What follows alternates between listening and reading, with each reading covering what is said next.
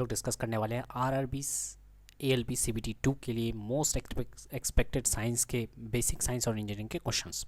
ठीक है, तो पहला क्वेश्चन है हमारा, और ये भी आपको देखना है कि आपके 50 में से कितने सही होते हैं। ठीक है, लास्ट में कमेंट सेक्शन में बता दीजिएगा।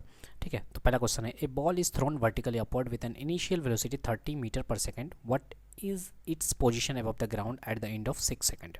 0 मीटर, 5 मीटर, 6 मीटर या 7 मीटर। और जी का वैल्यू जो है वो 10 मीटर पर सेकंड का स्क्वायर लेना है।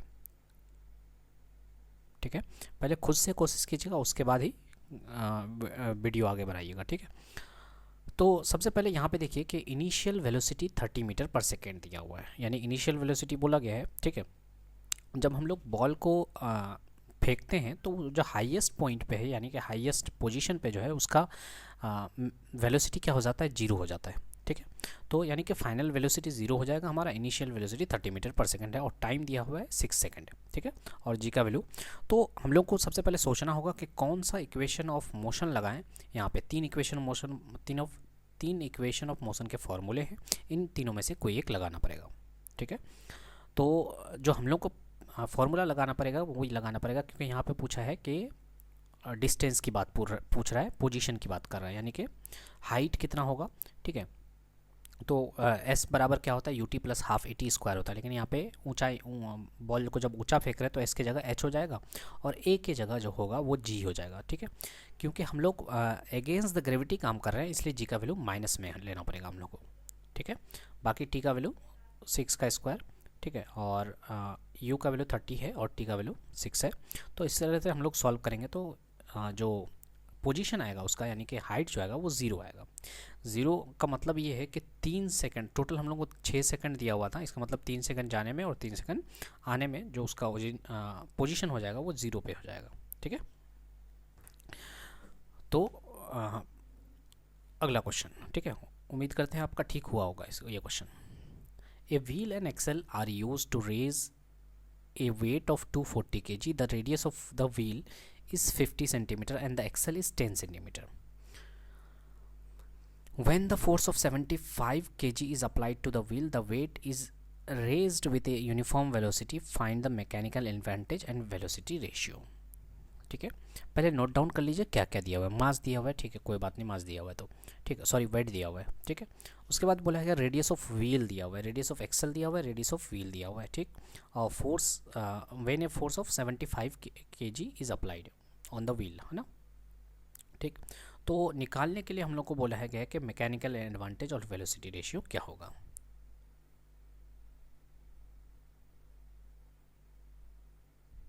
ठीक है, तो इसको निकालने का तरीका सबसे पहले क्या होगा, हम लोग मैकेनिकल एडवांटेज जो होता है वो होता है हमारा लोड अपॉन एफर्ट। ठीक है, मैकेनिकल एडवांटेज कैसे लगाते हैं हम लोग कि मैंने एफर्ट कितना लगाया और कितना लोड है वो। ठीक है, मैंने इनपुट कितना दिया और आउटपुट क्या निकालना है हम लोग को। ठीक है, तो ये होता है मैकेनिकल एडवांटेज। तो एफर्ट हम लोगों ने मैंने एफर्ट जो लगाया वो 75 न्यूटन का लगाया, सॉरी 75 kg का दिया हुआ है। ठीक है, with the force of 75 kg, और लोड जो है वो लोड उसका कितना है 240 kg। ठीक है, तो मैकेनिकल एडवांटेज आ गया हमारा 3.2। ठीक है, उसके बाद बात करें वेलोसिटी रेशियो क्या होता है। वेलोसिटी रेशियो होता है radius of wheel upon radius of axle. यहाँ पे देख सकते हैं व्हील कौन सा है, ये वाला बड़ा वाला, और एक्सेल कौन सा होता है, ये वाला। ठीक है, तो जो रेडियस ऑफ व्हील दिया हुआ है वो दिया हुआ है 50, यहाँ पे देख सकते हैं रेडियस ऑफ व्हील 50 दिया हुआ है और रेडियस ऑफ एक्सेल कितना दिया हुआ है 10 दिया हुआ है। ठीक है, तो यहाँ पे वेलोसिटी रेशियो हम लोग का निकल जाएगा 5। ठीक है, ये most of the most expected question है। ठीक है, बहुत ज़्यादा इंपॉर्टेंट क्वेश्चन है। ठीक, तो मैकेनिकल एडवांटेज आ गया, वेलोसिटी रेशियो आ गया। ठीक, हम लोग को निकालने के लिए क्या बोला था, मैकेनिकल एडवांटेज, तो 3.2 आ चुका है, एंड वेलोसिटी रेशियो ये भी 5 आ चुका है। ठीक है, तो इस तरह से हमारा ये आंसर हो जाएगा। ठीक है, if an object can be shaped in the form of wire, then it will be called ductile, brittle, delicate या flexible। ठीक है, अगर कोई ऑब्जेक्ट है उसको वायर के फॉर्म में ड्रॉ कर सकते हैं तो ऐसे ऑब्जेक्ट को क्या बोलेंगे। ठीक है, तो इसको बोलेंगे हम लोग डक्टाइल बोलेंगे। ठीक है, अगला question, in domestic wiring neutral line domestic wiring की बात करें, है ना, तो न्यूट्रल लाइन जो है ये आइडेंटिफाई कौन से कलर से करते हैं हम लोग, ग्रीन, रेड, ग्रे या ब्लैक। ठीक है, तो हम लोग जो वायरिंग करते हैं, घरों में वायरिंग करते हैं, उसका अलग अलग कलर कम्बिनेशन होता है। ठीक है, देखिएगा कलर होता है अलग अलग। तो यहाँ पे बोला गया कि न्यूट्रल जो लाइन है, ठीक है, या फिर न्यूट्रल जो वायर होता है, एक तो लाइव वायर होता है, एक अर्थिन वायर होता है और एक न्यूट्रल वायर होता है, 3 वायर होता है। ठीक है, तो जो न्यूट्रल वायर होता है उसका कलर क्या होता है, ठीक है, तो इसका आंसर हो जाएगा ब्लैक। ठीक है, जनरली ब्लैक ही होता है, ब्लैक या फिर ब्लू। ठीक है, तो न्यूट्रल वायर का अच्छा कलरिंग इसलिए किया जाता है ताकि जो है हम लोग ठीक है, वायर का कलर कोड देख करके हम लोग उसमें कंफ्यूज ना हो, ये ना हो, कोई प्रॉब्लम क्रिएट ना हो जाए, क्योंकि शॉर्ट सर्किट सुने होंगे आप लोग। ठीक है, शॉर्ट सर्किट होता है जब लाइव वायर को न्यूट्रल वायर के साथ जोड़ देंगे तो शॉर्ट सर्किट हो जाता है। ठीक है, तो इस चीज़ से बचने के लिए हम लोग क्या करते हैं, उसका कलर कोडिंग कर देते हैं ताकि कोई दिक्कत ना हो आगे चल के। ठीक है, तो जैसे लाइव वायर की बात करें तो रेड या फिर ब्राउन कलर का होगा। ठीक है, और अर्थिंग जो वायर है या ग्राउंड जो वायर है उसको ग्रीन या फिर ग्रीन जनरली, नहीं तो ग्रीन के साथ येलो स्ट्रिप्स होते हैं। ठीक है, तो ये कलर कोडिंग आपको याद रखने हैं। ब्लू और ब्लैक हो गया न्यूट्रल, लाइव वायर को खास करके रेड और ब्राउन, और अर्थिंग या ग्राउंड वाटर को ग्रीन से। ठीक है, is used to communicate information to industries, machine drawing, design data, installation drawing या पैटर्न ड्राइंग। ठीक है, इंडस्ट्रीज़ में कम्युनिकेट करने के लिए कौन सा इन्फॉर्मेशन हम लोग डालते हैं या देते हैं, तो ये हो जाएगा मशीन ड्राइंग। मशीन ड्राइंग के थ्रू जो है इंडस्ट्रीज़ में कम्युनिकेट होता है। ठीक है, कम्युनिकेट का मतलब ये है कि एक तरह का ग्राफिकल लैंग्वेज है, ग्राफिकल रिप्रेजेंटेशन है, जिससे हम लोग ठीक है कम्युनिकेट कर सकते हैं। मीडियम इंजीनियरिंग इंडस्ट्रीज़, खास करके इंजीनियरिंग इंडस्ट्री में जो है इसमें कम्युनिकेट होता है। ठीक है, कम्युनिकेट का मतलब ये है कि ग्राफिक डिज़ाइन देखकर, मशीन डिज़ाइन देख करके हम लोग बता सकते हैं कि क्या क्या चीज़ होने वाला है। ठीक है, डायमेंशन वगैरह प्रोवाइड किए जाते हैं, टॉलरेंस वगैरह देखा जाता है, कहाँ पे मैन्युफैक्चरिंग हो, प्रोडक्शन हो या असेंबली ऑफ मशीन कंपोनेंट्स हो, ये सारे में मशीन ड्राइंग की ज़रूरत पड़ती है हम लोग को। The line connecting a view to note is called dimension line, projection line, leader line या फिर एरो हेड।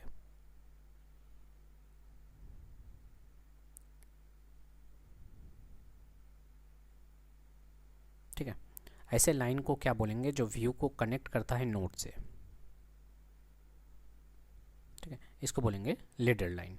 ठीक है, ये देखते हैं हम लोग लीडर लाइन। लीडर लाइन में बहुत सारे लाइन आ जाते हैं। ठीक है, तो लीडर लाइन क्या है, is a thin continuous line used engineering drive to connect a note. Note में कौन से डायमेंशन हुआ, ठीक है, डायमेंशंस वगैरह बताने के लिए हम लोग लीडर लाइन का यूज़ करते हैं।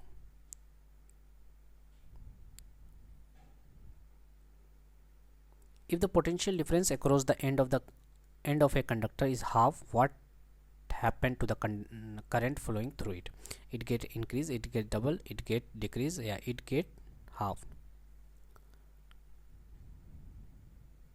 ठीक है, कर लिया होगा आपने। तो बोला गया कि पोटेंशियल डिफरेंस जो है किसी कंडक्टर में, है ना, हम लोग क्या कर रहे हैं, पोटेंशियल डिफरेंस को घटा दे रहे हैं। ठीक है, तो करंट में क्या किस तरह का चेंजेस होगा, करंट इंक्रीज कर जाएगा, डबल कर जाएगा या डिक्रीज कर जाएगा या हाफ हो जाएगा। ठीक है, तो ओम्स लॉ के अकॉर्डिंग हम लोग पढ़े हैं। ओम्स लॉ ये कहता है कि जो है करंट जो है डायरेक्टली प्रोपोर्शनल होता है वोल्टेज के, यानी कि पोटेंशियल डिफरेंस के। ठीक है, तो अगर पोटेंशियल डिफरेंस हाफ हो रहा है तो करंट भी क्या हो जाएगा, हाफ हो जाएगा। ठीक है, और अगर यहीं पे पूछता कि रेजिस्टेंस पे अगर ये कर रहे हैं, प्रभाव डाल रहे हैं, ठीक है, तो रेजिस्टेंस का और करंट का जो है इन्वर्स रिलेशन होता है। ठीक है, तो इसके थ्रू हम लोग कर सकते हैं आराम से। What is the primary objective of cyber security? Cyber security का क्या ऑब्जेक्टिव है? To enhance internet connectivity, to prevent unauthorised access and data breaches, to protect computers from physical damage, to create new software applications. क्या होगा इसका answer?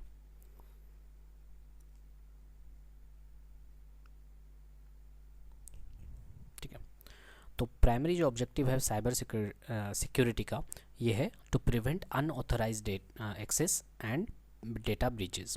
ठीक है। Cyber security का objective यही होता है कि कहीं पे भी अनऑथराइज्ड एक्सेस ना मिल जाए किसी को भी, ठीक है, और डेटा का जो लीकेज है या डेटा जो इधर का उधर हो जाना, ठीक है, डेटा कहीं इधर से उधर ना हो जाए, यानी कि डेटा कहीं ब्रीच ना हो जाए। The dimension of kinetic energy is same as that of force, momentum, work या प्रेशर। काइनेटिक एनर्जी का जो डायमेंशन है वो सेम होता है किससे? फोर्स से, मोमेंटम से, वर्क से या फिर प्रेशर से।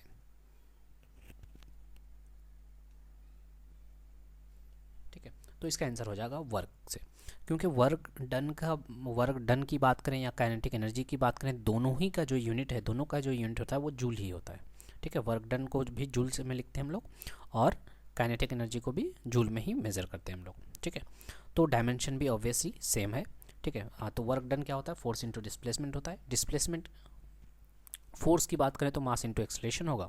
ठीक है, और मेजरमेंट की बात करें तो मास को हम लोग केजी में नापते हैं, एक्सेलरेशन को मीटर पर सेकंड का स्क्वायर, और डिस्प्लेसमेंट हो जाएगा मीटर। तो यहाँ से निकल के आ रहा है हम लोग केजी को दर्शाते हैं एम से, कैपिटल एम से, और मीटर यानी लेंथ। ठीक है, लेंथ का स्क्वायर और टाइम का इन्वर्स हो जाएगा, टाइम का इन्वर्स का स्क्वायर हो जाएगा। ठीक है, क्योंकि पर सेकंड का स्क्वायर था इसलिए ऐसा हो जाएगा। ठीक है, उसकी तरह से काइनेटिक एनर्जी की बात करें तो यहाँ पे भी एम वी है, मास है, और वेलोसिटी है। वेलोसिटी का मतलब क्या हुआ? मीटर पर सेकंड का square.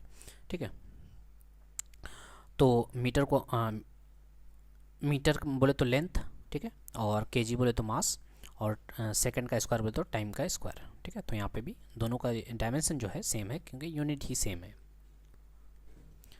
The dot dot field in an email indicate the purpose of that mail, purpose of that email, subject, BCC, to या फ्रॉम।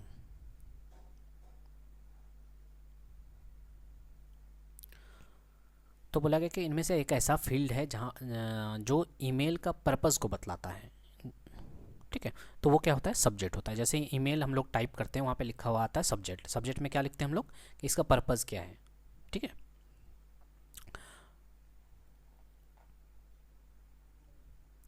ठीक है, तो ये ब्लैंक छोड़ा है मैंने जानबूझ के। ये ब्लैंक इसलिए छोड़ा है क्योंकि अगर आप 10 क्वेश्चन तक देख चुके हैं, इसका मतलब आपको अच्छा लग रहा है। अच्छा लगा तो please hit the like button.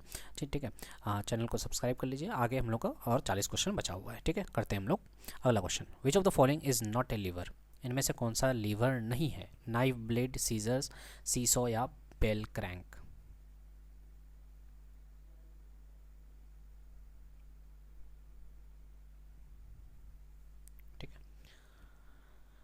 तो इसका आंसर हो जाएगा नाइफ ब्लेड। ठीक है, नाइफ ब्लेड जो है ये लीवर नहीं है, ये एक वेज का काम करता है।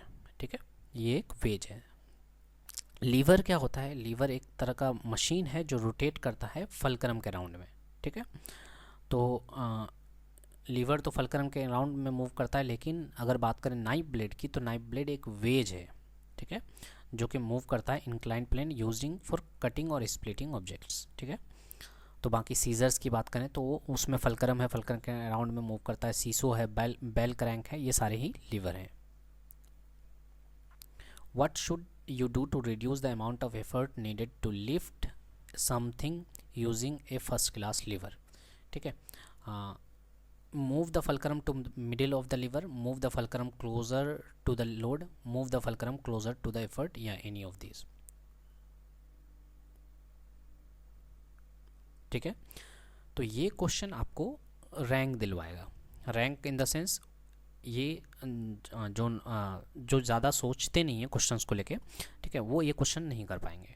ठीक, तो आप अगर सोच रहे हैं क्वेश्चन को लेकर के तो आपका ये पॉजिटिव हुआ तो आपका रैंक इम्प्रूव होगा। ठीक है, तो इसी क्वेश्चन से मैंने इसी तरह के क्वेश्चन से ही आपका आप अगर कर लेते हैं तो रैंक इम्प्रूवमेंट होता है, और जो नहीं कर पाते हैं उनका डाउन चले जाता है। ठीक है, अब ये बोला है कि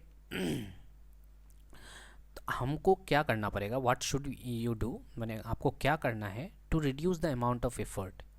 अगर एफर्ट जो है आपको कम लगाना पड़े, ऐसा आपको क्या करना पड़ेगा? नीड टू लिव something using first class lever. अगर फर्स्ट क्लास लीवर है और आपको चाहिए कि आप एफर्ट कम लगाएं तो उसके लिए क्या करना पड़ेगा आपको? Move the fulcrum to the middle of the lever, fulcrum को मूव करना पड़ेगा मिडिल ऑफ द लीवर में, या move the fulcrum closer to load, या move the fulcrum closer to effort. Fulcrum को लोड के करीब लेकर के आना है, या फलक्रम को एफर्ट के करीब लेकर के आना है, या कोई भी इनमें से होने से हो जाएगा। क्या होगा इसका आंसर? ठीक है, पहले आपको इमेजिन करना है फर्स्ट क्लास लीवर। ठीक है, फर्स्ट क्लास लीवर में फलक्रम होता है एक तरफ लोड और एक तरफ इफर्ट। ठीक, अब सुनिए कि अगर आपको क्या करना है, इफर्ट को कम करना है। ठीक है, तो एक ये होता है वहाँ पे जो यहाँ समझाते हैं हम, इफर्ट इंटू इफर्ट आर्म बराबर, आप सुने होंगे कि लोड इंटू लोड आर्म। ठीक है, तो वहीं से आएगा, देखिए यहाँ पे इफर्ट और फलक्रम के बीच में जो डिस्टेंस होता है इसको बोलते हैं इफर्ट आर्म। ठीक, उसके बाद उसी तरह से लोड और फलक्रम के बीच में जो डिस्टेंस होता है उसको लोड आर्म बोलते हैं। ठीक, अब बोला गया है कि हमको इफर्ट कम करना है। ठीक है, और एक चीज़ यहाँ पे देखिए, एक चीज़ कि इफर्ट इंटू इफर्ट आर्म का वैल्यू जो है लोड इंटू लोड आर्म के बराबर होता है, यानी कि ये बोल सकते हैं कि ये कांस्टेंट होता है।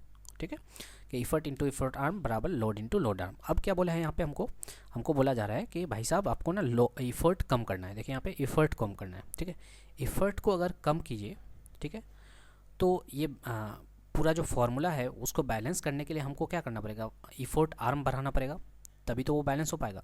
तो इफर्ट आर्म बनाने के लिए हमको फलक्रम किसके तरफ लेके जाना पड़ेगा, लोड की तरफ लेके जाना पड़ेगा, तभी, क्योंकि effort into effort arm, effort कम हो रहा है तो इफर्ट आर्म का वैल्यू बढ़ना चाहिए। सिंपल सा लॉजिक यही है। ठीक है, इस क्वेश्चन के अकॉर्डिंग यहाँ पे देखिए इफर्ट इंटू इफर्ट आर्म बराबर होना चाहिए लोड इंटू लोड आर्म के। तो अगर इफर्ट को कम कर देना है तो इसको बैलेंस करने के लिए हमको इफर्ट आर्म बढ़ाना पड़ेगा। ठीक, तो इफर्ट आर्म अगर आपको बढ़ाना है तो इसका मतलब क्या होगा, ये फलक्रम को इधर मूव करना पड़ेगा लोड की तरफ। तो इसलिए क्या हो जाएगा answer, move the fulcrum closer to load. ठीक है, समझ में आ रहा है?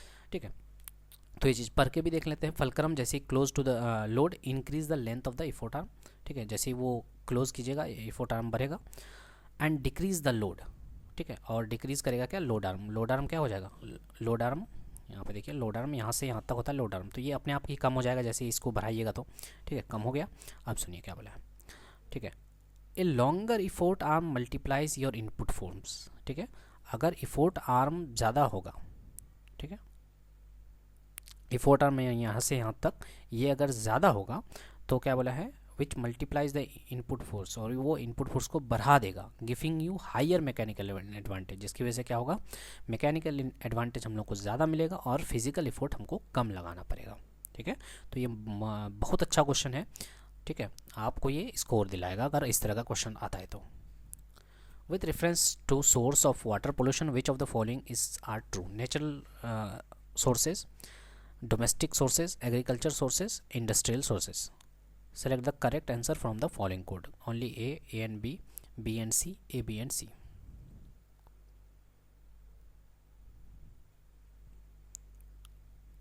ठीक है, तो बोला गया कि ये कुछ रेफरेंस दिया गया है। ठीक है, इनमें से कौन सा ऐसा है जो कि वाटर पोल्यूशन का सोर्सेज है। ठीक है, नेचुरल सोर्सेज है क्या वाटर पोल्यूशन का, डोमेस्टिक सोर्सेज है क्या, एग्रीकल्चर सोर्सेज है क्या, इंडस्ट्रियल सोर्सेज है क्या, तो इसका आंसर हो जाएगा चारों ही। ठीक है, नेचुरल सोर्सेज में क्या क्या आता है जो वाटर को पोल्यूट करता है। ठीक है, जैसे कि सॉइल इरोजन हो गया, वोल्केनिक एक्टिविटीज़ आ गया। ठीक है, डिकेइंग, ऑर्गेनिक मैटर्स का डिकेइंग हो गया। ठीक है, और टॉक्सिक मिनरल का लीचिंग हो गया, मैंने मिट्टी से निकल करके इसमें चले आ रहा है, पानी में चले आ रहा है ना, नदी में चले आ रहा है, ये खास करके आर्सेनिक और फ्लोराइड है। ठीक है, तो ये सारे क्या हैं, नेचुरल सोर्सेज हैं जिसकी वजह से वाटर पोल्यूशन होता है। बात करें डोमेस्टिक की, तो डोमेस्टिक वेज जो है हम लोग जो है सीवेज ट्रीटमेंट, सीवेज को अगर प्रॉपर ट्रीटमेंट नहीं देते हैं तो उसकी वजह से होगा गंदगी। ग्रे वाटर फ्रॉम वॉशिंग, है ना, फूड वेस्ट से होगा, वॉशिंग जो हम लोग कपड़ा वगैरह धोते हैं उससे भी हम लोग का जो है पानी गंदा होगा। ठीक है, उसके बाद एग्रीकल्चर रिसोर्सेज की बात करें, बहुत ज़्यादा फर्टिलाइजर्स का यूज़ करते हैं जो कि अगर सैलाब उलाब आया तो वो पानी में ही बह के जाने वाला है। ठीक है, या फिर बहुत ज़्यादा बारिश हुई तब भी वो पानी में जाएगा। ठीक है, तो एग्रीकल्चर सोर्सेज भी हो गया। इंडस्ट्रियल तो है ही, इंडस्ट्रियल सोर्सेज की वजह से क्या होता है, जो केमिकल वगैरह वेस्ट वगैरह निकलते हैं वो नदी में ही बहा दिया जाता है, तो जिसकी वजह से या फिर कहीं पे रखा भी जाता है तो बारिश उसके टाइम पे वो नदी में ही चले जाता है। तो ये सारे जो है सोर्सेज हैं जिसकी वजह से वाटर जो है पोल्यूट होता है। ठीक है, तो चारों ही सही होगा इसका answer. Position of body with respect to time is given by the equation the velocity of the body at time t बराबर 1 सेकेंड इज। ठीक है, करने का कोशिश कीजिए। ठीक है, पोजीशन दिया हुआ है, ठीक है, पोजीशन एस बोल सकते हैं या एक्स दिया हुआ है। अब वेलोसिटी तक पहुंचना है हमको, वेलोसिटी और टाइम कितना पुट करना है, 1 पुट करना है, तो क्या आएगा रिजल्ट, ठीक है। पोजीशन की बात करें या डिस्टेंस की बात करें सेम ही है, यहाँ पे सेम ही मान के चलते हैं हम लोग, ठीक है। तो अगर वेलोसिटी तक पहुंचना है तो हमको इसको क्या करना पड़ेगा, D x upon D T करना पड़ेगा, यानी डिफ्रेंशिएट करना पड़ेगा, ठीक है, तभी पहुंच पाएंगे हम लोग वेलोसिटी तक। तो जब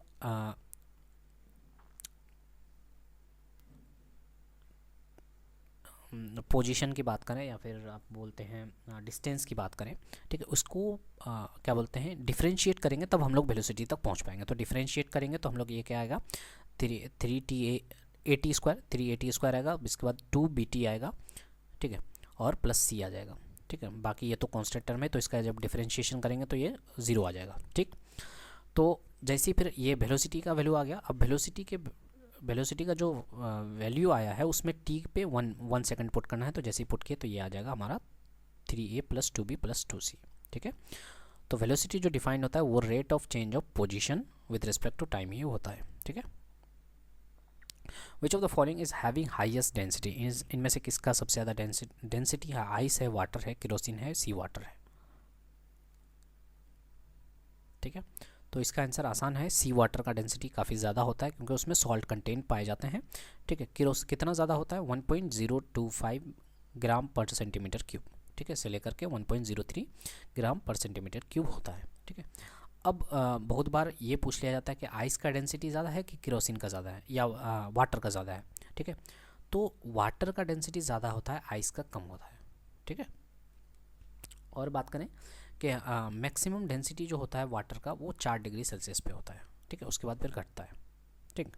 तो मैक्सिमम डेंसिटी वाटर का वो 4 डिग्री सेल्सियस पे होता है, और इसका डेंसिटी, वाटर का डेंसिटी कितना है, 1 ग्राम पर सेंटीमीटर क्यूब। तो वाटर का डेंसिटी ज़्यादा है आइस का, वाटर का, ठीक है। और आइस का कितना होता है, 0.92, और केरोसिन की बात करें तो 0.8।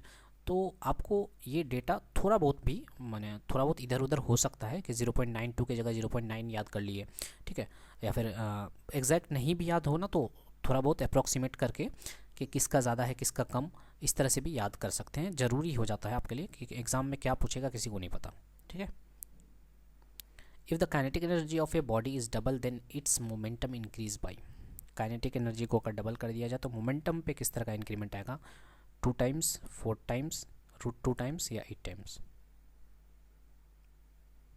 ठीक है, कर लिया होगा आपने। तो काइनेटिक एनर्जी और मोमेंटम का अगर डायरेक्ट रिलेशन आपको याद है तो अच्छी बात है, नहीं तो काइनेटिक एनर्जी का वैल्यू क्या होता है, ½ mv² होता है, और मोमेंटम जो होता है वो mv होता है, ठीक है। तो वहाँ से हम लोग निकाल सकते हैं काइनेटिक एनर्जी का रिलेशन, ठीक है। v की जगह पुट कीजिएगा हम लोग क्या, यहीं पे p = mv है तो v की जगह क्या हो जाएगा, p/m हो जाएगा। इसको अगर यहाँ पे पुट करेंगे ½ mv² में, ठीक है, तो v की जगह p/m पुट करेंगे तो ये काइनेटिक एनर्जी का रिलेशन आता है p²/2m, ठीक है। लेकिन यहाँ पे क्या है, हम लोग को काइनेटिक एनर्जी डबल करने के लिए बोला है, तो p का रिलेशन निकालना पड़ेगा, p बराबर √ काइनेटिक एनर्जी, √ है पूरे में, ठीक है, काइनेटिक एनर्जी इंटू 2m, ठीक है। तो हम लोग अगर काइनेटिक एनर्जी को डबल कर दे रहे हैं, काइनेटिक एनर्जी को अगर डबल कर दे रहे हैं, मास के बारे में कुछ नहीं बोला हम लोग को, मास कांस्टेंट ही मान ले रहे हैं, ठीक है। काइनेटिक एनर्जी अगर डबल करेंगे तो मोमेंटम में किस तरह का चेंज आएगा, मोमेंटम √2 टाइम्स हो जाएगा, ठीक है। तो ये फॉर्मूला आपको याद रखना है कि काइनेटिक एनर्जी बराबर होता है p²/2m, p क्या है, मोमेंटम है, ठीक है, ये रिलेशन याद रखना है। Which of the following is correct answer, 1 decimetre बराबर कितना होता है, 100 मिलीमीटर, 10 मिलीमीटर, 1000 मिलीमीटर, या नॉन ऑफ द एबव, क्या होगा इसका आंसर, ठीक है। तो 1 डेसीमीटर से हम लोग को जाना है मिलीमीटर में, तो 1 डेसीमीटर जो होता है पहले वो समझिए सेंटीमीटर में कितना होगा, ठीक है। 1 डेसीमीटर जो होता है वो सेंटीमीटर में 10 होता है, ठीक है। 1 डेसीमीटर 10 सेंटीमीटर के बराबर होता है, और 1 सेंटीमीटर में हम लोग जानते हैं 10 मिलीमीटर होता है, तो अगर 1 डेसीमीटर डायरेक्ट मिलीमीटर में कन्वर्ट करें तो 10.100 मिलीमीटर हो जाएगा, ठीक है। ये रिलेशन बहुत ज़्यादा इंपॉर्टेंट है कि डेसीमीटर और सेंटीमीटर का रिलेशन क्या है, ठीक है। तो 1 डेसीमीटर में 10 सेंटीमीटर होता है, यानी डेसीमीटर बड़ा है, सेंटीमीटर छोटा है।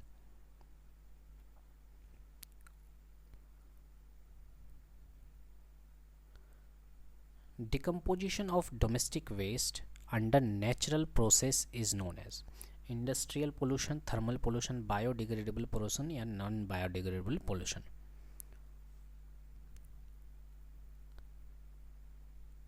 ठीक है, डोमेस्टिक वेस्ट का डिकम्पोजिशन नेचुरल प्रोसेस के द्वारा जो होता है उसको बोलते हैं बायोडिग्रेडेबल पोल्यूशन।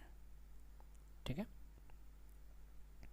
क्योंकि जो डोमेस्टिक वेस्ट होता है इसको जो डिकम्पोज किया जाता है वो अलग अलग तरह के माइक्रो ऑर्गेनिज्म जो है, बैक्टीरिया है, फंगी है, ठीक है, वो उसको बायोडिग्रेड करते हैं।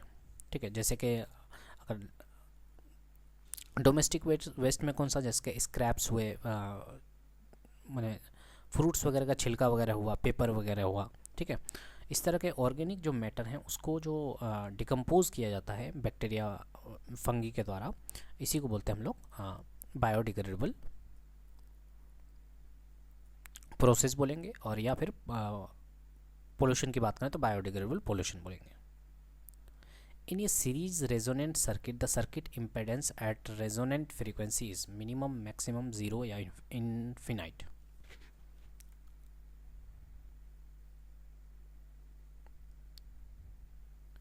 ठीक है, तो पूछा गया कि सर्किट इम्पिडेंस जो होगा या इम्पिडेंस जो होगा वो रेजोनेंट फ्रीक्वेंसी पे कितना होगा, मिनिमम होगा, मैक्सिमम होगा, जीरो या होगा या फिर इन्फिनाइट होगा।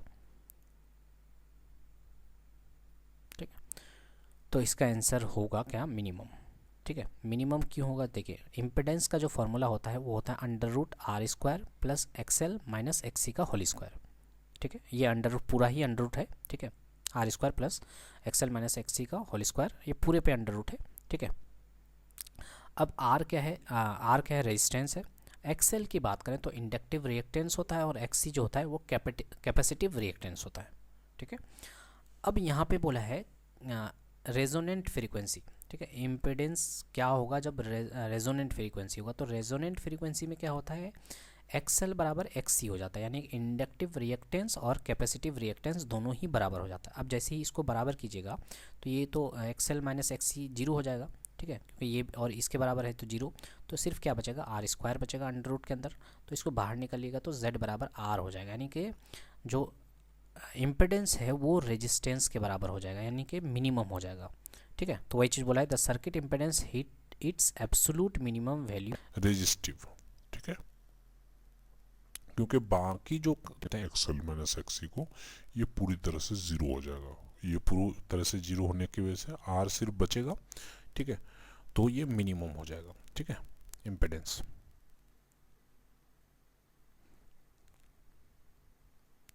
ठीक है,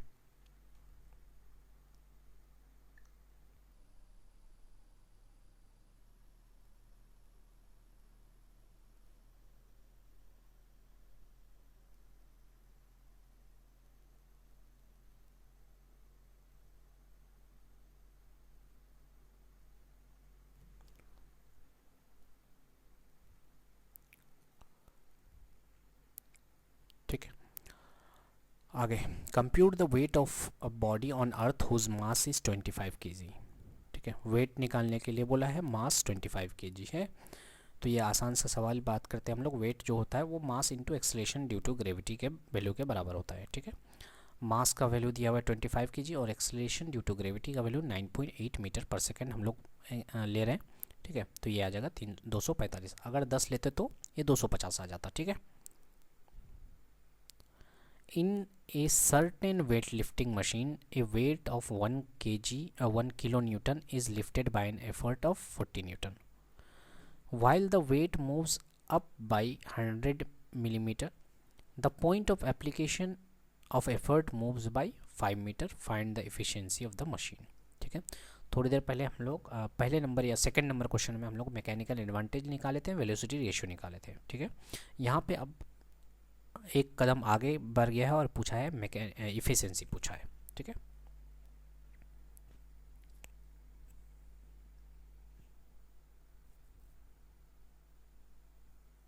ठीक, तो सबसे पहले हम लोग को मैकेनिकल एडवांटेज निकालना पड़ेगा, वेलोसिटी रेशियो निकालना पड़ेगा, तब इफिशिएंसी निकाल पाएंगे। ठीक है, तो मैकेनिकल एडवांटेज जो हम लोग पढ़े कि हम लोग कितना एफर्ट लगा रहे हैं और उस पर आउटपुट क्या आ रहा है।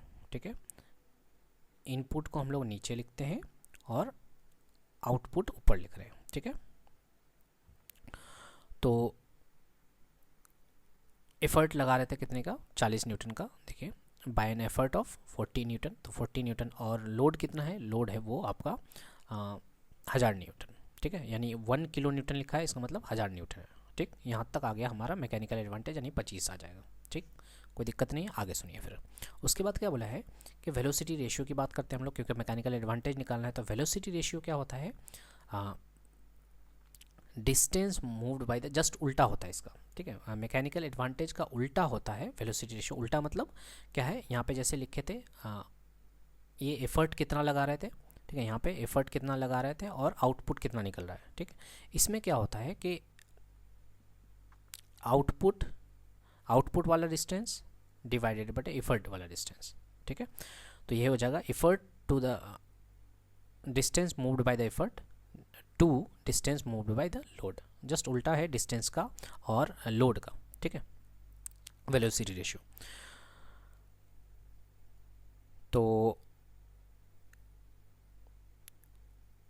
एफर्ट के द्वारा जो डिस्टेंस मूव किया गया है वो है 5 मीटर, और लोड के द्वारा जो डिस्टेंस मूव किया गया है वो है 0.1 मीटर, ठीक है। तो यहाँ से निकल जाएगा वहाँ हमारा 50, वेलोसिटी रेशियो 50 आ गया। अब अगर हमको मैकेनिकल इफिशिएंसी निकालना है, तो इफिशिएंसी क्या होता है, mechanical advantage upon velocity ratio into 100%, ठीक है। तो मैकेनिकल एडवांटेज का वैल्यू 25 रख दिया, वेलोसिटी रेशियो हमारा 50 आ गया था, और इंटू 100% करेंगे तो ये हमारा देखिए 100 से तो 50 कट जाएगा, तो ये 2 आ जाएगा, 25 दूना 50 आ जाएगा एफिशिएंसी, ठीक है। तो इसको अगर नहीं हुआ है तो इसको एक बार खुद से प्रैक्टिस कीजिए। इन engineering drawing dash line represent, dash line किस चीज़ को रिप्रेजेंट करता है, हैशिंग लाइन को, प्रोजेक्शन लाइन को, हिडन एजेस को, या सेंटर लाइन को।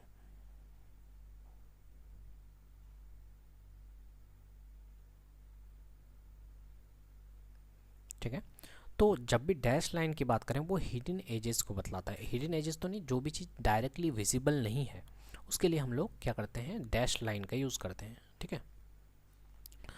तो मैंने सेम अगर सेम पॉइंट ऑफ व्यू से देखें, या उसी एंगल से देखें, व्यू एंगल से देखें, ठीक है, तो अगर ऑब्जर्वर को कोई चीज़ नज़र नहीं आ रहा है लेकिन पीछे है, तो उसको डैश लाइन से इंडिकेट करते हैं हम लोग, ठीक है। हैचिंग लाइन की बात करें तो वो सॉलिड एंगल लाइन से बतलाते हैं हम लोग हैचिंग लाइन को, ठीक है। प्रोजेक्शन लाइन की बात करें तो वो तो थिन कंटिन्यूअस लाइन से रिप्रेजेंट होता है। और सेंटर लाइन तो alternating long and short dash, ठीक है, एक लॉन्ग एक शॉर्ट, एक लॉन्ग एक शॉर्ट डैश से रिप्रेजेंट होता है सेंटर लाइन, ठीक है। अगला, if A 75 watt light bulb is switched on for 6 hours every day, how much energy will it consume in 15 days? 6.975 kilowatt hour, 4.75 kilowatt hour, 9.75 kilowatt hour, 8.75 kilowatt hour, क्या होगा इसका answer?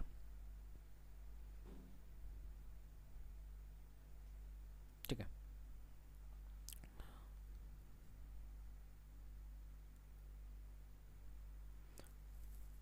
एक तो ये पूछ सकता था यहाँ पे कितना यूनिट बिजली का खर्चा होगा, ठीक, ये एक तरीका क्वेश्चन पूछने का, सेम क्वेश्चन देता लेकिन पूछ लेता कितना यूनिट में खर्चा होता, यहाँ अगर यूनिट में दे देता तो फिर सेम क्वेश्चन लेकिन बदल गया आंसर, ठीक है। अब पूछा क्या है कि यहाँ पे एक 75 वाट का बल्ब जला रहे हैं हम लोग, दिन में 6 घंटे जलता है, मतलब रात में 6 घंटे जलाते हैं, और 15 दिन के लिए जलाना है, तो उसमें कितना एनर्जी कितना कंज्यूम होगा, ठीक है। और यहाँ पे देखिए किलो वाट आवर में दिया हुआ है, ठीक है। और हम लोग को जो बल्ब का ये दिया गया था, यूनिट दिया गया था, वो वाट दिया हुआ था, जबकि हमको निकालना किस में, किलो वाट में, तो इसको बदलना पड़ेगा किलो वाट में, ठीक है। उसके बाद टाइम तो 6 आवर ही दिया हुआ है, और डे कितना दिया हुआ है, 15 दिन दिया हुआ है, ठीक है। तो इसको हम लोग निकाल लेंगे, एनर्जी कंज्यूम निकाल लेंगे, पावर एनर्जी कंज्यूम जो होता है या एनर्जी जो होता है वो पावर इनटू टाइम के बराबर होता है, ठीक है। तो मैंने जैसे कहा पावर को किलो वाट में निकालना है, यहाँ पे वाट में दिया था इसलिए हमको 1000 से डिवाइड करना पड़ा, और टाइम जो है वो 6 आवर्स दिया गया था और 15 दिनों के लिए दिया गया था, इसलिए निकालेंगे हम लोग, तो ये आ जाएगा 6.75 किलो वाट आवर, ठीक है। अगला question, which of the following are omnivores, crow, pigs, pig, humans, rabbit, cow, horse, tiger, lion, wolf, goat, elephant, pig, क्या होगा इसका आंसर?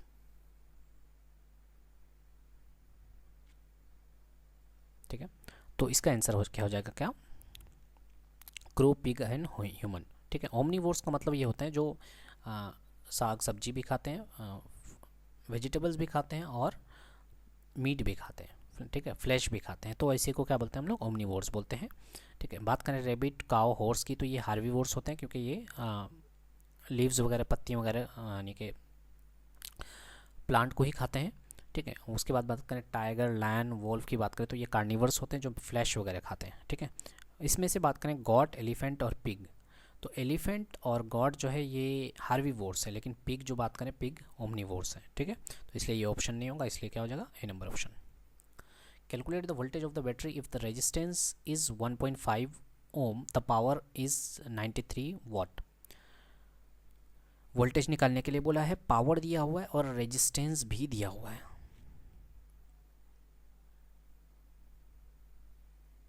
ठीक है।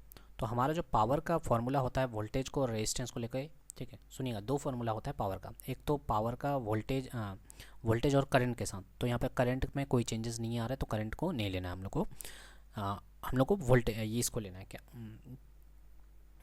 रेजिस्टेंस को लेके करना है। तो रेजिस्टेंस का फॉर्मूला, एक तो बोले पावर का फॉर्मूला V इंटू आई होता है जब करंट दिया हुआ रहता है, करंट नहीं है तो हम लोग पावर का वैल्यू लिखेंगे, ये होता है V² R, ठीक है। तो पावर का वैल्यू दिया हुआ है 93 वाट, ठीक है, और पोटेंशियल डिफरेंस यानी वोल्टेज निकालना है, रेजिस्टेंस दिया हुआ है तो यहाँ से निकल जाएगा हम लोग का, ये अंडर रूट में है, ठीक है। 140 यानी कि 12 का स्क्वायर होता है 144, ठीक है, तो 12 से कम ही होगा, तो 12 के अप्रोक्सीमेटली यही वाला आंसर होगा, ठीक है। 12 के आसपास देखिए कोई भी आंसर नहीं है, ठीक है, तो ये वाला हो जाएगा हमारा answer. An object in moving linearly with uniform velocity if time is represented along X axis then which of the following statement is correct. कौन सा स्टेटमेंट सही होगा, करिए खुद से।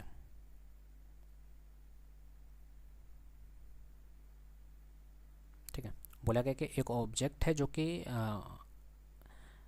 स्ट्रेट लाइन पे मूव कर रहा है यूनिफॉर्म वेलोसिटी से, तो अगर इफ़ टाइम, अगर टाइम को एक्स एक्सिस पे ले रहे हैं तो इनमें से कौन सा स्टेटमेंट सही है।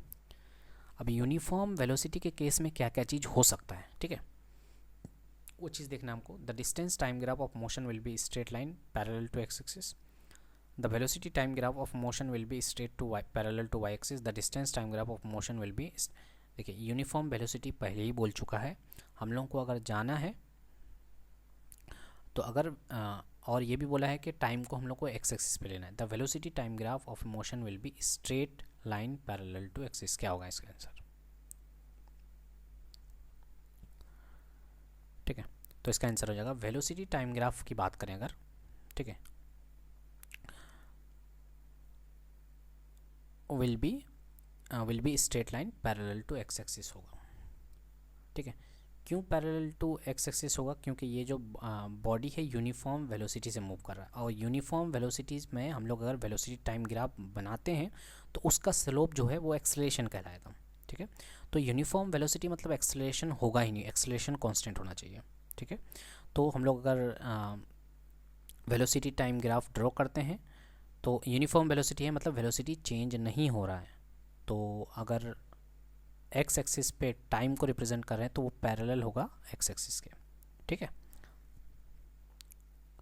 अब एक बार खुद से ट्राई कीजिए, ग्राफ बनाने की कोशिश कीजिए, ठीक है। मैंने इस ग्राफ को यहाँ पे नहीं दर्शाया है, ठीक है, तो खुद से ट्राई कीजिएगा इसको ग्राफ को बनाने का। A car's speedometer shows a reading of 50 kilometre per hour, what is the does this represent, a car average speed, a car instantaneous velocity, a car average velocity या ए कार्स इंस्टेंटेनियस स्पीड, ठीक है, कर लिया होगा आपने। तो बोला गया कि एक कार है जो अपना रीडिंग शो करा रहा है 50 किलोमीटर पर आवर, ठीक है, तो इसका मतलब क्या हुआ, उस टाइम का उसका जो स्पीड है वो 50 किलोमीटर पर आवर है, ठीक है। अब बोलिएगा स्पीड फिर वेलोसिटी क्यों नहीं, इंस्टेड वेलोसिटी क्यों नहीं, क्योंकि इंस्टेड वेलोसिटी के लिए हमको डायरेक्शन वहाँ पे बतलाना ज़रूरी था, इसलिए स्पीड हो रहा है, ठीक है। डायरेक्शन भी अगर बतलाता कि किस डायरेक्शन में है, किस डायरेक्शन में चल रहा है, तो वो बतलाता हम लोग को, आपका इंस्टेंटेनियस वेलोसिटी हो जाता, ठीक है। The energy required to move a 60 coulomb charge through a potential difference of 1.5 volt is 6.2 मिलीजूल, 90 joule, 10 joule या फिर 0.695। ठीक है। तो एनर्जी निकालने के लिए बोला हम लोग को 60 कूलम का चार्ज है, ठीक है, और पोटेंशियल डिफरेंस जो है उनमें वो है 1.5 वोल्ट। तो एनर्जी की ज़रूरत कितना पड़ेगा इस 60 कूलम चार्ज को मूव कराने के लिए, ठीक है। तो हम लोग जानते हैं कि एनर्जी का जो ज़रूरत पड़ेगा वो वर्क डन की बात करें, एनर्जी की बात करें, ठीक है, वो होता है Q इंटू वी, यानी कि कितना चार्ज है और कितना पोटेंशियल डिफरेंस है, ठीक। तो 60 कूलम चार्ज है और पोटेंशियल डिफरेंस 1.5 है, तो हम लोग को यहाँ से मल्टीप्लाई करके निकलेंगे तो 90 जूल आ जाएगा, ठीक है। अब एक क्योंकि बार बार जूल आ रहा है तो हम आपको एक रिलेशन पूछते हैं, जूल और कैलोरी का रिलेशन क्या है, ठीक है। अगर आपको याद है तो कॉपी में लिखिए, उसके बाद कमेंट सेक्शन में बताइए क्या होता है। What is the standard size of an A3 sheet, A3 sheet का स्टैंडर्ड साइज क्या होगा, ठीक है। अब तक तो आपको याद हो गया होगा क्योंकि ज़्यादा दिन नहीं बचे हैं, ठीक है। तो इसका आंसर हो जाएगा हमारा 297 mm इंटू 420। आपको एक बार रिकॉल करा देते हैं हम लोग, ठीक है। और A4 साइज जो है वो 210 इंटू 297 होता है, ठीक है। ये वाला ये जो है, ठीक है, क्रॉस वाला नहीं बदलता है और एक क्रॉस वाला क्या हो जाता है उसका डबल हो जाता है, ठीक। तो इस तरह से याद रखेंगे। तो हम लोग उल्टे तरफ से जैसे याद कर रहे हैं अभी, देखिए A0 होता है सबसे बड़ा, A4 से A0 से A4 तक आपको याद होना ही चाहिए, ठीक है। 297 इंटू 210, ठीक। उसके बाद बात करें A3 में क्या हो जाएगा, 210 का डबल हो जाएगा और 297 सेम ही रहता है, ठीक। उसी तरह से A2 में बात करें तो A2 में क्या होगा, 297 का डबल हो जाएगा और 420 सेम ही रहेगा, ठीक। A1 की बात करें तो ये हो जाएगा 420 का दुगना और 549 जो है सेम ही रहेगा, ठीक। और A0 हो जाएगा इसका डबल और 840 सेम रहेगा, ठीक है। अब आपको एक और क्वेश्चन मैं ऐड कर रहा हूँ इसमें कि A0 पेपर का एरिया कितना होता है, ठीक है। A0 जो पेपर है उसका एरिया कितना होता है, ये आया हुआ क्वेश्चन है आपके, ठीक है। ALP में आया था, आपको फिर से बताना है A0 पेपर का एरिया कितना होता है। Which component of the circuit store electromagnetic field energy? Inductance, condenser, variable resistor या resistance, ठीक है। तो इलेक्ट्रोमैग्नेटिक फील्ड एनर्जी जो स्टोर करता है वो करता है इंडक्टेंस, ठीक है। बात करें कंडेंसर की, तो कंडेंसर क्या होता है, कंडेंसर जो पंखा वगैरह में हम लोग कैपेसिटर बोलते हैं, कैपेसिटर भी बोलते हैं, कंडेंसर भी बोलते हैं, तो वो इलेक्ट्रिकल एनर्जी को स्टोर करता है, ठीक है, ठीक। वेरिएबल रेजिस्टेंस क्या होता है, वेरिएबल रेजिस्टेंस के हम लोग को अगर करंट को वेरी करवाना है तो हम लोग वेरिएबल रेजिस्टर का यूज़ करते हैं ताकि रेजिस्टेंस को वेरी कराते हुए हम लोग करंट को भी वेरी करा सकें, ठीक है। तो रहा बात इलेक्ट्रोमैग्नेटिक फील्ड एनर्जी को स्टोर करने का, तो वो होगा inductance. If efficiency of a lifting machine is kept constant, इस velocity ratio is directly proportional to friction, mechanical advantage, rolling motion, effort applied, ठीक है। तो अभी हम लोगों ने पढ़ा इफिशिएंसी जो होता है वो मैकेनिकल एडवांटेज बटे वेलोसिटी रेशियो होता है। यहाँ पे बोला गया कि वेलोसिटी रेशियो को अगर कांस्टेंट रखें, वेलोसिटी रेशियो को अगर कांस्टेंट हो जाएगा, सॉरी हाँ, क्या कांस्टेंट रखने के लिए बोला है, द इफिशिएंसी, सॉरी इफिशिएंसी को अगर कांस्टेंट कर दें तो इफिशिएंसी को कांस्टेंट कर दीजिए तो मैकेनिकल एडवांटेज डायरेक्टली प्रोपोर्शनल हो जाएगा वेलोसिटी रेशियो के, ठीक है। अगला question, if the earth radius is reduced by 1% keeping its mass same, the acceleration due to gravity will be increase by about 2%, decrease by about 1%, remains unchanged, decrease by about 2%, ठीक है। ये थोड़ा सा calculative होगा, लेकिन अगर आपको direct हो सकता है एग्जाम में आ जाए तो याद रखना पड़ेगा कैसे डायरेक्ट रिलेशन है, ठीक है। हम लोग जानते हैं कि ग्रेविटेशन जो होता है वो होता है G M upon R square, ठीक है। तो हम लोग को क्या करना पड़ेगा, इसको हम लोग को पहुंचना कहाँ है, रेडियस को रिड्यूस करना है और मास को सेम रखते हुए रेडियस को रिड्यूस करना है, ठीक है। तो ये इसको कैसे कर सकते हैं हम लोग, लॉगरिथमिक डिफरेंशिएशन करेंगे तो डेल जी अपॉन जी का वैल्यू जो आएगा वो 2 डेल आर अपॉन आर आएगा, ठीक है। तो ये मैंने ग्रेविटेशनल का जो अगर वैल्यू में चेंज करेंगे, ठीक है, तो वो डायरेक्ट रिलेशन होता है डेल आर के, यानी रेडियस में चेंज, ठीक, और 2 टाइम्स होता है, ठीक है। तो अगर अर्थ का रेडियस 1% डिक्रीज़ किया जाए तो माइनस का 1%, और यानी कि डेल आर अपॉन आर में -1% का चेंज। तो इस तरह से अगर बात करें हम लोग, तो ग्रेविटी में जो चेंज आएगा, यानी कि एक्सलेरेशन ड्यू टू ग्रेविटी में जो चेंज आएगा वो +2% आएगा, क्योंकि यहाँ पे डबल डबल माइनस आ रहा है, ठीक है। अगर बढ़ाया जाता है तो यहाँ पे प्लस लिखा जाता, ठीक है, और क्योंकि डिक्रीज़ किया जा रहा है इसलिए माइनस नेगेटिव साइन इंडिकेट कर रहे हैं, ठीक है। तो ये डायरेक्ट रिलेशन आपको याद रखना है, ये वाला डेल जी अपॉन जी बराबर -2 डेल आर अपॉन आर, ठीक है। What name has given to the first supercomputer made in India? Akash, Param, Arjun या सिद्धार्थ? कर लिया होगा आपने। फर्स्ट सुपर कंप्यूटर जो बनाया गया था वो उसका नाम रखा गया था परम, ठीक है। परम जो है ये इंडिया का पहला इंडिजीनियस सुपर कंप्यूटर था, परम 8000, ठीक है। ये 1991 में लॉन्च किया गया था सीडेक के द्वारा, ठीक है, डेवलप किया गया था पुणे में, ठीक। और इसके लीडर कौन थे? इनके Vijay Bhatkar ji, doctor Vijay Bhatkar. A bicycle is moving on a straight road at constant speed. The wheel of the cycle exhibit circular and periodic motion, circular and transitional and periodic motion, circular and transitional motion, transitional and periodic motion,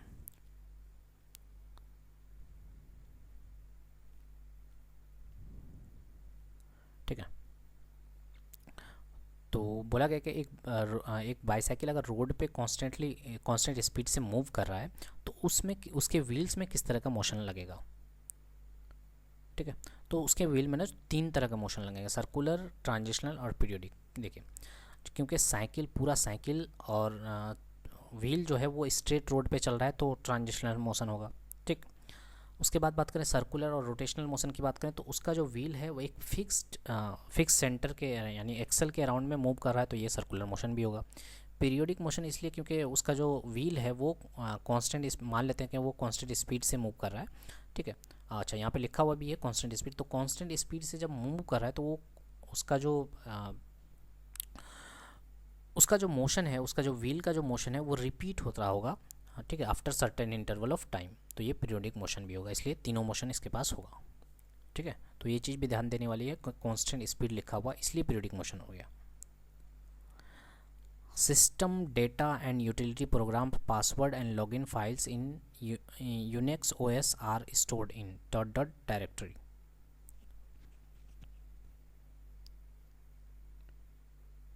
ठीक है। तो Unix operating system जो है, इसमें जो है system data, utility program, password and login files जो है स्टोर्ड होता है कौन से डिक्शनरी में, ठीक है। तो ये हो जाएगा ETC, ठीक है, जिसको एटसेट्रा बोलते हैं।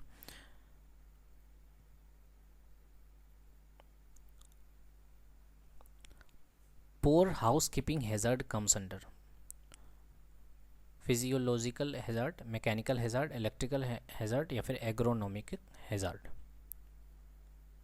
ठीक है। हाउस को प्रॉपर ठीक तरह से नहीं रखना, ठीक है, पूरे हर जगह मेसी होना, ठीक है, हर जगह गंदगी वगैरह फैलाना हो, मैंने फैला हुआ होना, इस तरह का जो हैज़ार्ड है वो कौन से लिस्ट में आता है? तो ये हो जाएगा एग्रोनॉमिक हैज़ार्ड में आएगा, ठीक है। फिजियोलॉजिकल हैज़ार्ड किस तरह का है? जबकि बहुत ज़्यादा वर्कलोड बहुत ज़्यादा है, ठीक है, स्ट्रेस बहुत ज़्यादा हो रहा है, ठीक है, इमोशनल हेल्थ पे अगर ये हो रहा है तो वो आ जाता है साइकोलॉजिकल हैज़ार्ड में आ जाता है, ठीक है। उसके बाद मैकेनिकल हैज़ार्ड में बात करें कि कहीं पे कोई मशीनरी पार्ट हो रहा है, ठीक है, मशीनरी पार्ट इधर उधर मूव कर रहा है, शार्प एजेस निकले हुए हैं, रोटेटिंग इक्विपमेंट्स है, तो उस तरह से अगर इस इंजरी होती है तो होता है मैकेनिकल हैज़ार्ड, ठीक है।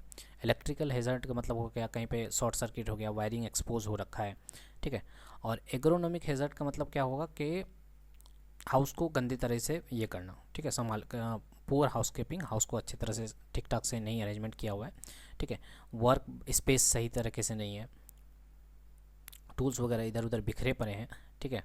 तो इस तरह का जो ये होता है हैज़ार्ड होता है, इसको बोलते हैं एग्रोनॉमिक हैज़ार्ड बोलते हैं, ठीक है। How many the major component are in the environment, environment में मेजर कंपोनेंट कौन कौन से कितने होंगे, 4, 5 या 2 या 3। ठीक है, तो इसका आंसर हो जाएगा 2।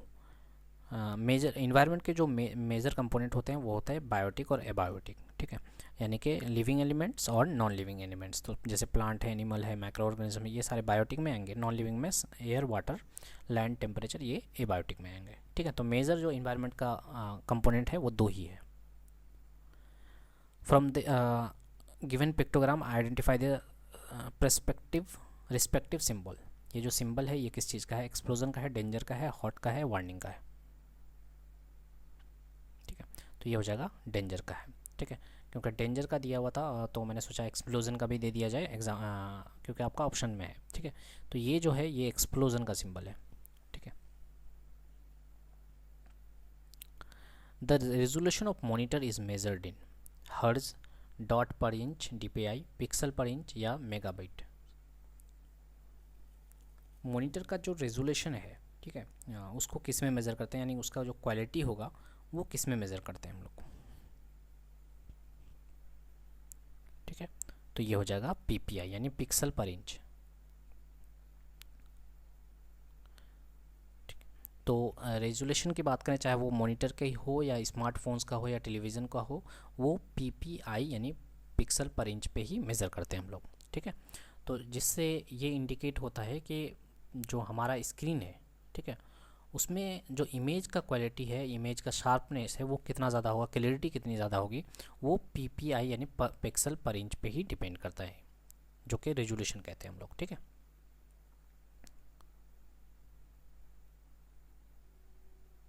ठीक है, और ये भी याद रखना, देखिए ये पिक्सल पर इंच का मतलब क्या हुआ, how many individual pixels are packed in 1 linear inch.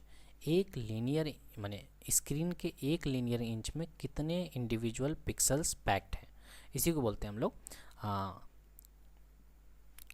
Pixel पर इंच।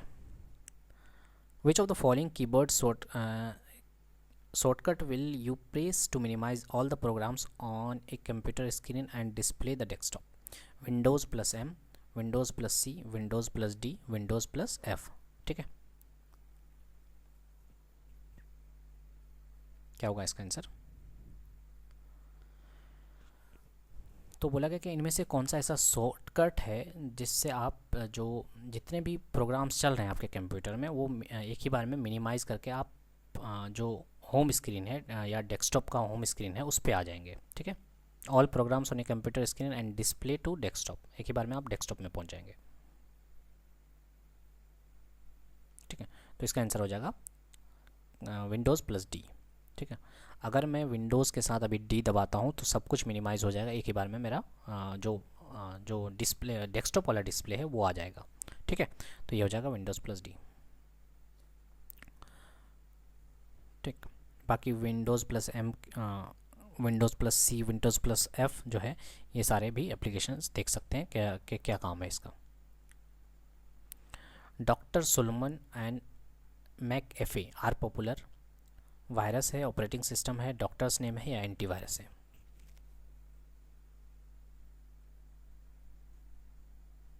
ठीक है, तो ये हो जाएगा, ये जो है डॉक्टर सुलेमान और मैकएफे जो है ये एंटीवायरस है।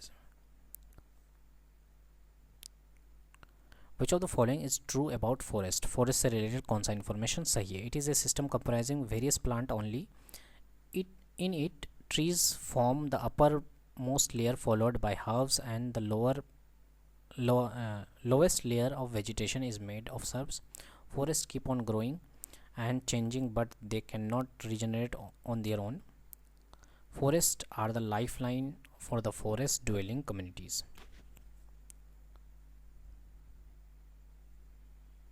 ठीक है, तो इसका जो आंसर होगा वो होगा D number, forest are the life line for the forest dwelling community. अब फॉरेस्ट ड्वेलिंग कम्युनिटीज़ क्या होता है इसको समझिएगा। ठीक है, एक इंडिजिनियस ग्रुप, जैसे हम लोग बोलते हैं आदिवासी वगैरह हुए।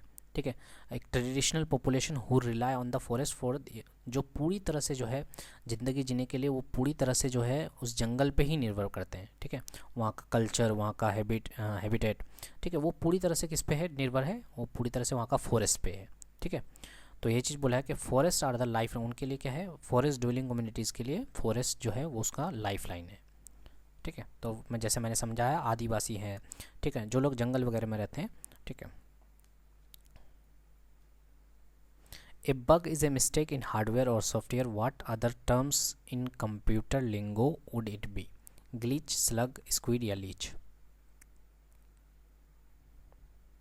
ठीक है, तो बोला कि हार्डवेयर या सॉफ्टवेयर में जो मिस्टेक अगर हो जाता है, गलती हो जाता है, तो उसको बग बोलते हैं। ठीक है, तो इसका और क्या नाम हो सकता है कंप्यूटर लिंगो में? ठीक है, तो इसको बोलते हैं ग्लिच भी बोलते हैं। ठीक है, तो इन दोनों में थोड़ा सा डिफरेंस है। ठीक है, bug is underlying error, flow और मिस्टेक इज़ इन कोड और हार्डवेयर डिज़ाइन। ठीक है, जबकि ग्लिच की बात करें तो अचानक से कोई रिफर्स टू सडन और टेम्परेरी माल फंक्शन। ठीक है, दोनों में ही एरर ही है, मिस्टेक ही है। ग्लिच में क्या होता है, कोई भी चीज़ अचानक माल फंक्शन मैंने प्रॉपर वर्क करने नहीं लगता अचानक से। ठीक है, इरेगुलरिटीज़ आ जाती है तो उसको ग्लिच बोलते हैं। बग में क्या हुआ कि एरर है, फ्लो है, मिस्टेक है, चाहे वो कोडिंग में हो या हार्डवेयर डिज़ाइन में हो, जिसकी वजह से वो प्रॉपर काम नहीं कर रहा है। ठीक है, if the efficiency of machine is 80%, what does it mean? अगर एफिशिएंसी ऑफ मशीन 80% है तो इसका मतलब क्या है? The machine gives more output than the input, there is no less loss of input energy in the machine, both the velocity ratio and mechanical advantage is equal to 80, there is a 20% loss of input energy of the in the machine. ठीक है, efficiency का मतलब क्या होता है? सबसे पहले ये समझिए, एफिशिएंसी का मतलब ये होता है कि मैंने कितना इनपुट दिया और उस पर आउटपुट क्या निकला। ठीक है, तो मतलब ये होता है कि आउटपुट बाई इनपुट लिखते हैं इंटू 100%। तो अगर एफिशिएंसी 80% है, इसका मतलब ये है कि मैंने 100% दिया है लेकिन वो 80% ही काम हो पाया। ठीक है, तो इसका मतलब क्या हुआ, वो 20% जो है मेरा इनपुट का जो एनर्जी था वो लॉस हो गया। ठीक है, अगला question, ABC A in the ABC of first aid stand for airways, airway, air, aid, ambulance. ठीक है, फर्स्ट एड में जो ABC होता है वो होता है A फॉर एयरवेज। ठीक है, खास करके फर्स्ट एड में जो CPR होता है, ठीक है, वो उसमें जो ABC होता है वो होता है एयरवे, ब्रीदिंग, एयर सर्कुलेशन। सबसे पहले ये देखना रहता है कि आदमी जो है उसको वो जो है उसको एयर इनटेक करने में कोई बाधा तो नहीं आ रहा है। ठीक है, वो प्रॉपर एयर इनटेक और जो है उसको निकाल पा रहा है कि नहीं आ रहा है। ठीक है, कि उसका एयरवे क्लियर है कि नहीं है। ठीक, अब breathing, look and listen and feel the normal breathing, और उसका देखना है कि वो प्रॉपर सांस ले पा रहा है कि नहीं पा रहा है। ठीक है, नॉर्मल ब्रीदिंग है कि नहीं है। उसके बाद सर्कुलेशन, चेक फॉर पल्स और sign of life, immediately begin CPR और चेस्ट कंप्रेशन इफ रिक्वायर्ड। ठीक है, अगर CPR की ज़रूरत है तो उसको CPR देना है। Force exerted by a bat on the ball if it strikes a ball of mass 0.16 kg with a speed of 25 metre per second with time impact 0.0 second is. तो बोला कि फोर्स जो बैट पे लग रहा है बॉल के द्वारा, जबकि बॉल का मास कितना है 0.16 kg, स्पीड जो है 25 मीटर पर सेकेंड है, उसका इम्पैक्ट 0.03 सेकेंड के लिए हो रहा है, तो उस पर फोर्स, उस बैट पे फोर्स कितना एग्जर्ट हो रहा है। ठीक है, तो फोर्स जो होता है वो होता है change in momentum with respect to time. ठीक है, तो मोमेंटम का जो वैल्यू होता है वो होता है mass into change in velocity upon जो डेल्टी था। ठीक है, चेंज इन टाइम। तो मास का वैल्यू दिया हुआ है 0.16 kg और स्पीड दिया हुआ है, ठीक है, 25 मीटर पर सेकंड। एक चीज़ और याद रखना है, यूनिट का, यूनिट पे ध्यान रखिएगा, हो सकता है यहाँ 0.03 की जगह कुछ और दे देता। ठीक है, तो टाइम यूनिट्स जो है, यूनिट्स को भी ध्यान रखना है आपको। तो इसको सॉल्व करने पे हमारा कितना आ जाएगा 1.3 यानी कि 1333 न्यूटन के आसपास हो जाएगा। ठीक है, select the correct statement of Lami's theorem. Lami's theorem के अकॉर्डिंग कौन सा स्टेटमेंट सही है?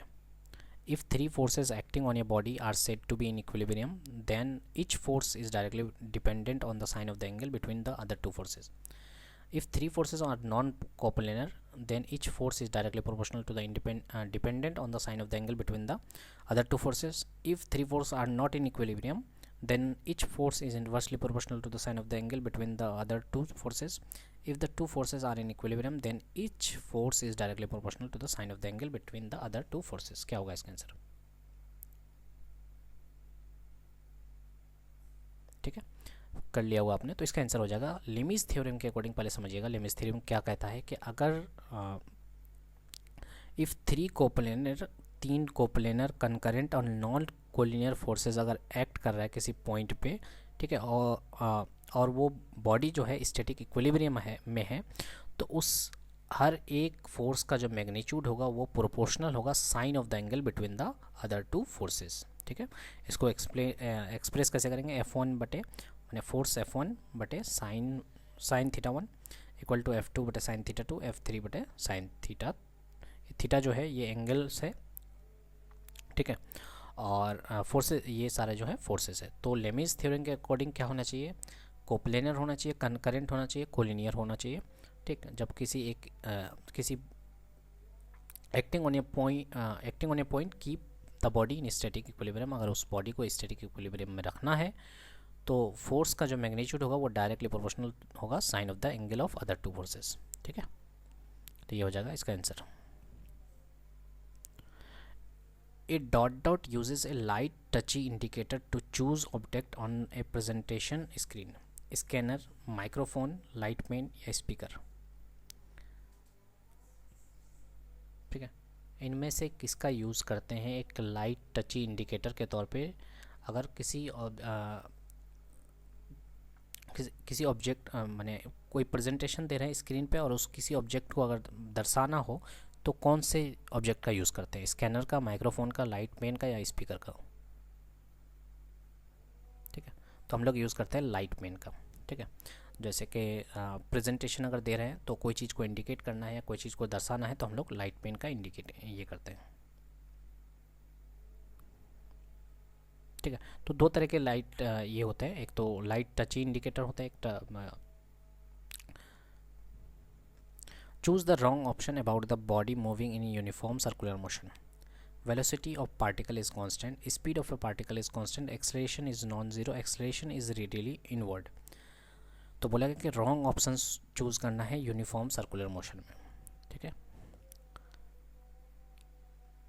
ठीक, तो आप अगर नहीं भी जानते होंगे प्रॉपर तो ये सोचते हैं कि वेलोसिटी ऑफ पार्टिकल या कांस्टेंट होगा या स्पीड ऑफ पार्टिकल कांस्टेंट होगा, इन दोनों में से ही हो सकता है। ठीक है, तो जब कोई बॉडी यूनिफॉर्म है, यूनिफॉर्म सर्कुलर मोशन में मूव कर रहा है तो उसका कंटिन्यूसली जो है ना वो उसका डायरेक्शन चेंज होता रहता है, और डायरेक्शन चेंज होने का मतलब वेलोसिटी कांस्टेंट नहीं होगा। ठीक है, क्योंकि वेलोसिटी जो है वो डायरेक्शन डिपेंडेंट होता है, स्पीड जो है वो डायरेक्शन पे डिपेंड नहीं कर रहा है।